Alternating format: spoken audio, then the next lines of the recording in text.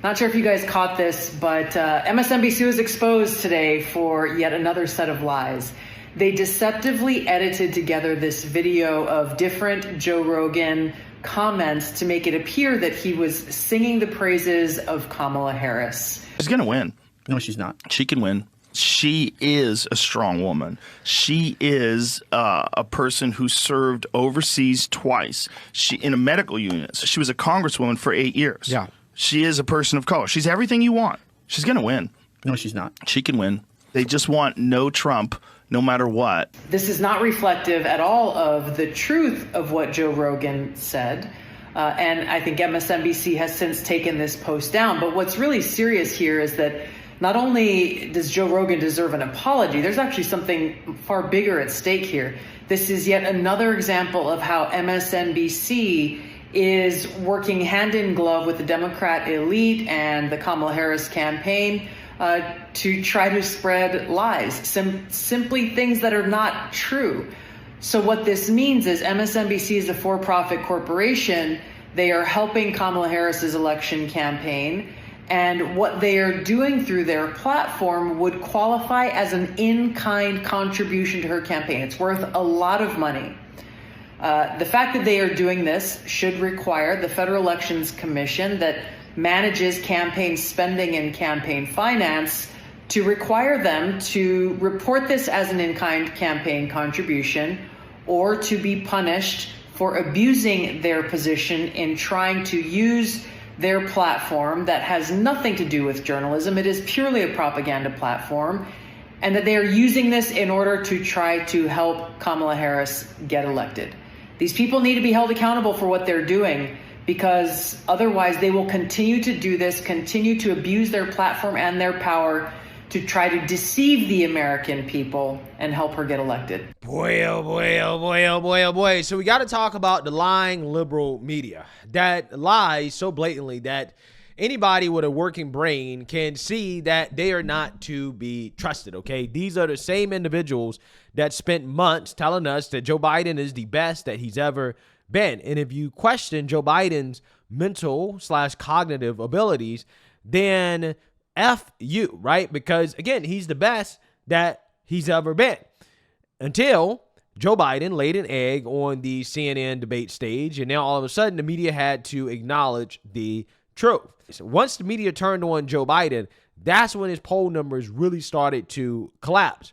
It shows you that the media still has power, significant power, over how people perceive certain presidential candidates. And in this election, it has become very clear that the media is trying to finagle the outcome of the election in favor of Kamala Harris. And this is why, at least for the most part, up until now, they have not really asked any questions about Kamala Harris's policies or discussed her policies.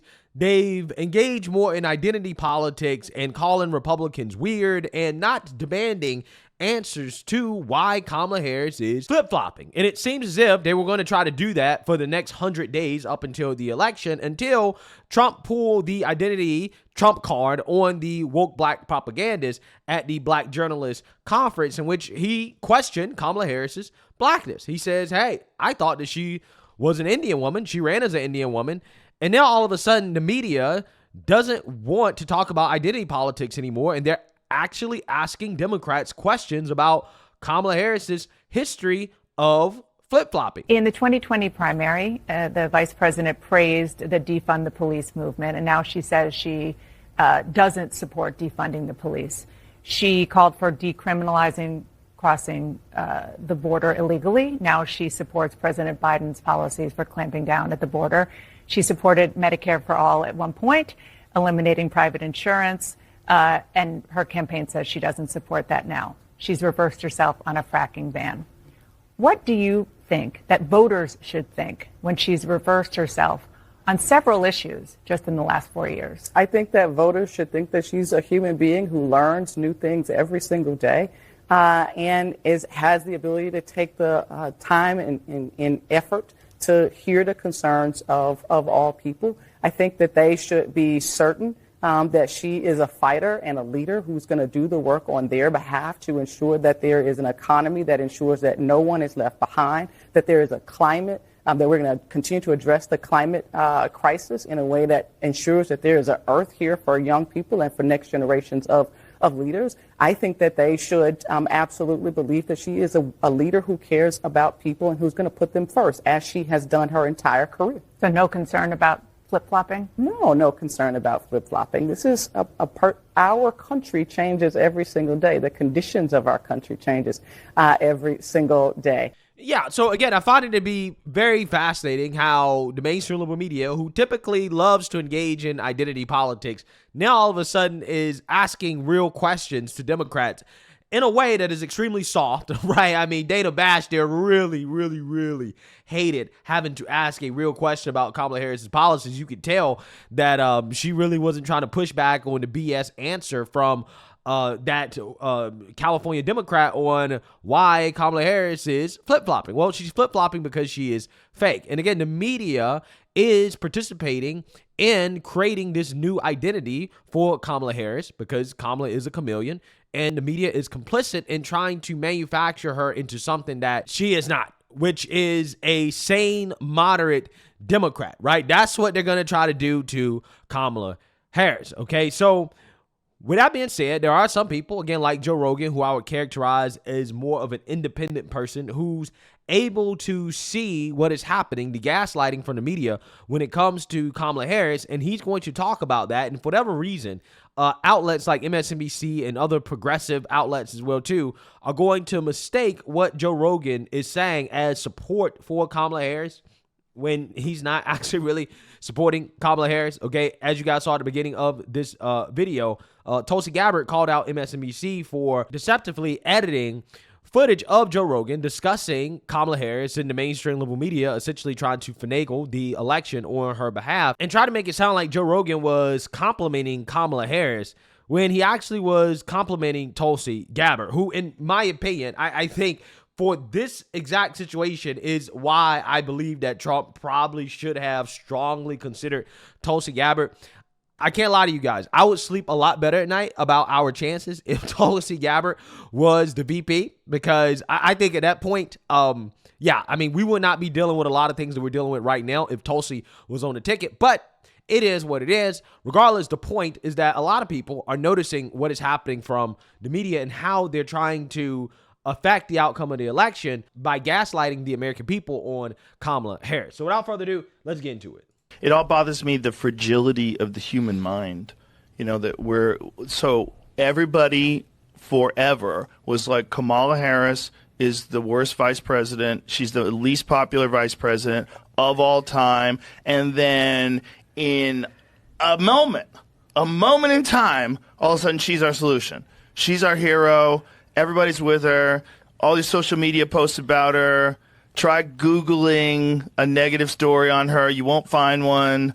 So, ta-da! Okay, you've got. Do you think they have her medicated? Of course. If you listen to her talk, she's just as bad as Joe Biden, right? This is why she don't want to talk. She don't want to do any interviews. She don't want to answer any questions. And I think a part of the psyop is going to be after she chooses her VP pick, all of a sudden, the Kamala campaign will be answering questions. But it won't be Kamala. It will be the VP. I think that the VP, whoever that is going to be out front doing most of the talking for Kamala Harris. Okay, and again, the media is going to be complicit in this. She's going to do very, very, very few interviews. She won't do any adversarial interviews on Fox News or Newsmax or News Nation. She's not going to do any of that. And she's not going to be expected to, and she's not going to be held accountable by the liberal media because, again, they are complicit. Okay, the media is corrupt, and everybody can see that. They know that she is fragile. Okay, while the left, they're celebrating Kamala Harris getting a boost in polls, which, by the way, she's still doing much worse than Biden was doing at the same point in time in 2020. So, again, don't let the mainstream liberal media fool you. Kamala's not doing well considering where Biden was in 2020. Okay, so with that being said, they know that this could fall apart at any moment of time, right? Just like Kamala's Democrat primary was hot, red hot when she got into the race, and it fell apart instantly after that Tulsi Gabbard debate. So again, Kamala Harris is extremely, extremely, extremely fragile, and this is why the media is doing everything they can to protect her. Because there was a guy that was speculating that some of the things that she says, the way she's sort of disconnected sometimes. And I don't she know goes what- on these rambles that it's I don't indicative of certain anti-anxiety medication. I do not know if this is true. See if you can find that, because really That shouldn't would say make that s- about that would our make s- future president. Yeah. Yeah, I mean, I've heard that. I've heard that Kamala Harris has anxiety, right? Which is also a part of the reason why she doesn't want to do any interviews that are adversarial, which speaks to her qualifications as being the commander-in-chief. Okay, you can't have somebody who has a nerve problem, okay, or that can't really control themselves. When you're talking about dealing with world leaders and adversaries, you have to have somebody that's calm, cool, and collected under pressure, like Trump, okay, like he was when he almost got assassinated, like he was when he walked into the Lion's Den at the Black Journalist Conference. That's the type of leader that this country needs, right? We can't have a leader like Kamala Harris who might have a panic attack because she's in the same room with Putin or Xi Jinping. Like, I mean, we can't have that. That speaks to her qualifications, right? What she's doing right now, her hiding from the media, speaks to the conversation about whether or not she's qualified. It really does. I feel, yeah. She's going to win. No, she's not. She can win. She absolutely can win. I do not think she's going to win because the more she talks, like in 2020, how bad do you have to be that you can't even make Iowa? She couldn't even compete with the mayor of South Bend. I feel like we are in this very bizarre time where people are giving in to the bullshit in a way that I never suspected people would before. And We this is saw this one, in- they just want no Trump, no matter what, and they're willing to gaslight themselves to think that. And by the way, I think Hillary could win. If Hillary jumped back in. I've been saying that for months. If Hillary jumped back in, I think the problem was also the money, because there was it was like $250 million in the campaign fund that has, Sure. if it Right. only works if Right. she's on the ticket. Right. So that's part of the problem. But I feel like Hillary could win. She won the popular vote in 2020. Hillary, or in I've been 2016, saying this rather. for a year in different shows, and she would have won in pretty. Michelle Obama could win too. No, I don't if think she she wanted can. to do it. You don't think so? I don't. I think that's kind of this. You sound like your parents. I think that's this boomer idea. She doesn't want it. I'm not saying that she would be awesome at it. But I think anyone can win of either party. Yes. Whoever the nominee is. Like, Yeah, I mean, I agree that anybody can win. Kamala most certainly can win. The issue with dealing with Kamala, again, is getting her to talk. It's the same thing with Joe Biden. Except now, Kamala is running that 2020 campaign that Joe Biden was running, where it's like, no, I'm just going to sit in my basement and I'm going to do some very friendly rallies. I'm not going to talk to the media. I'm just going to avoid any type of real criticism or pushback and do maybe a couple debates. And hopefully she barely wins, right? That's the strategy from the liberal media and the Democrats. And again, what Joe Rogan is speaking to is the fact that, yes, unfortunately, we do still have a significant portion of people in this country that are influenced by the narratives of the media, right? The hatred for Trump has become so overwhelming that there are people out there that are just like, you know what? Anybody but Trump. I don't care who it is, which, by the way, that's how you actually get a real demagogue. And a lot of people should be afraid of the fact that Democrats staged a coup within their own party to install Kamala Harris, who does not have any policy positions. We don't know what she's running on. We don't know what she stands for. But again, that's not what the media really wants to talk about, right? They want to talk about everything else except that. But the reality is that Kamala Harris is not going to be able to run away from this until the beginning of the election. Now, don't get me wrong, the media is going to try. They're going to try. But at some point, she will get exposed. And this is why I think that the debates are so important. This is why I think that Trump has to double and triple down on, no, we're doing a Fox News debate first, or there won't be any debate, because I think the debates are going to determine the outcome of the election. I think whoever wins the one debate that we'll have, I think that's probably going to be the person most likely to win the election. Again, if the liberal media continues to let Kamala Harris hide, right? That's under that assumption. Now, again, if, Kamala starts giving interviews, she starts actually getting exposed, and getting some real coverage, then yeah, I think that her poll numbers will start to drop the more that she talks. But again, you only can assume that the media is going to continue to cover for Kamala Harris. And again, this is why you have to understand that we're not just competing against the Democrats. No, we're actually competing against the liberal media as well too, right? And that's the thing about being a conservative or a Republican. Everything is against us, right? Democrats are playing on easy mode. We're playing on hard mode. Again, you saw how Joe Biden's poll numbers fell through the roof when the media actually acknowledged and told the truth that, yeah, Biden's mentally deteriorating. But before that, his poll numbers were still holding steady because the media didn't admit the truth. Now, a lot of people knew what the truth was, but when they actually admitted the truth, that's when people say, oh, okay, well, I can't vote for Joe Biden in good conscience. But again, it tells you guys that, yes, the media definitely still has some power and sway over public opinion just based off what happened to Joe Biden. Could you imagine if the media told the truth about Kamala Harris? The race would not be close at all. Everything that's happening with Kamala Harris right now is a product of the media. The media has manufactured momentum for Kamala Harris. That's what they've done. It's not something that she's actually earned. It's all a creation of the media. And that's what people got to understand. What these people put out there to people who don't really pay attention, who are just casually watching news, they really don't know who to vote for, they're in between for whatever reason, it matters. It matters. So that's what we're dealing with here, folks. Like even Chris Christie could have won if he's the Republican nominee. It's I would possible. have thought that Trump getting shot would that's it, election's over. But it's like they memory hold that so quick. You would have thought Trump getting shot would have had 8 years of corporate journalists talking about hate speech causing violence to be like, let's take a step back. And that went for what, a week?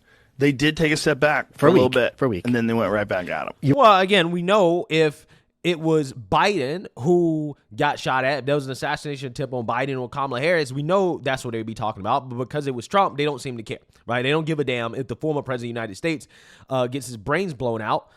They just don't want him back in office, right? I mean, the left has already showed us how they would react if Trump was assassinated, okay? We don't have to guess anymore and say, oh, the left would celebrate if Trump was assassinated. No.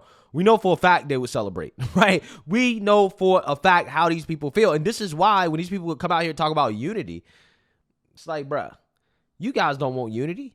You don't want unity at all. You want Trump dead, okay? You don't like Trump supporters.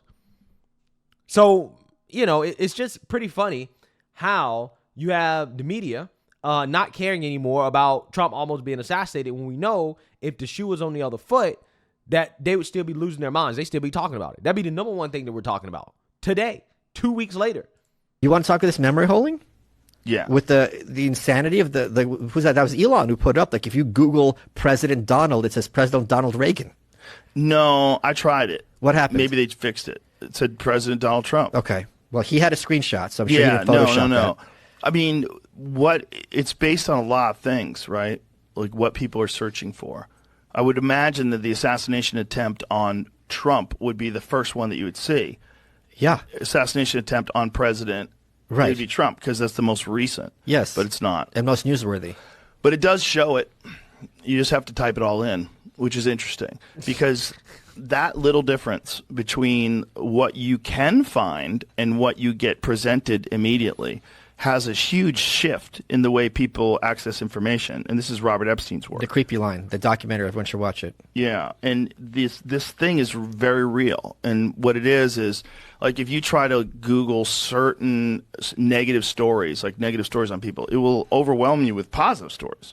It'll take a long time before you get to the negative stories. Yeah, how he explained it is here's how they can tip the scale. Yeah. If I Google Hillary Clinton, and I have it so Google gives fairly positive stories about Hillary as the first 10 results, you're not going to go to the second page. If I Google Donald Trump and Google gives you 7 negative stories, it's going to move the needle a little bit toward her Quite and a bit. him. Yeah. Quite a bit.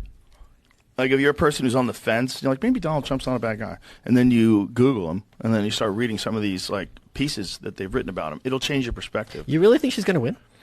I'm saying it because she could. I'm not saying it because I think she's going to, and I'm not saying because I want her to. I'm just being honest. Like I could see her winning. I think she's going to lose a lot of the black male vote.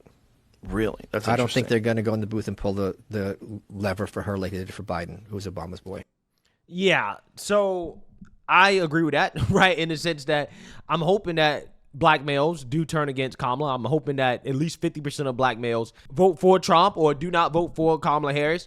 But with that being said, what I think is that, yes, the media and big tech as well, too, of course they play a role, right? When you have the media creating a bunch of articles and a bunch of videos where they're talking about Trump being Hitler and this and that, yeah, when you Google Trump, what's going to come up is the most relevant news. And if all the news stories are negative stories about Trump, then all you see are negative stories about Trump, right? When you Google Kamala Harris, what you're going to see is mostly positive stories about Kamala Harris, because all that's being written about Kamala Harris are positive stories, right? So again, when you kind of understand how they tip the scales, you kind of get what we're up against, right? You have to understand what's happening here, that it's not just the Democrats. We also have to fight back against the media and their propaganda as well too, which makes it a lot harder on us, okay? But again, imagine if we lived in a world where the media was actually neutral, like they were for just a couple weeks after that Joe Biden debate. Yeah, I mean, we would never lose elections.